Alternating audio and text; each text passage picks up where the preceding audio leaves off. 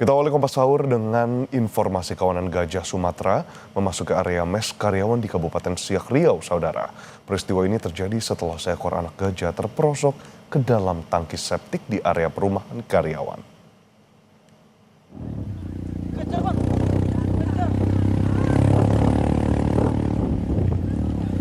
Sejumlah karyawan berlarian menyelamatkan diri saat belasan gajah masuk ke area permukiman. Balai Besar Konservasi Sumber Daya Alam Riau menurunkan tim untuk mengevakuasi gajah selama kurang lebih 45 menit. Sebelum evakuasi, saudara, induk gajah mondar-mandir karena anaknya yang berusia 7 hari masuk ke tangki septik. Anak gajah berhasil dievakuasi dalam kondisi sehat dan langsung dikembalikan ke habitatnya di kawasan Greenbelt.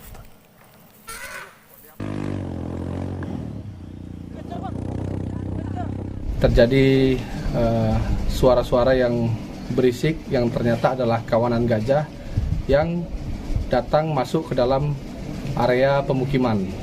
Kawanan gajah ini kemudian meninggalkan lokasi kejadian dan setelah dilakukan pengecekan ditemukan beberapa bangunan, didapati tembok dindingnya ada beberapa titik yang roboh dan juga beberapa sepeda motor yang rusak.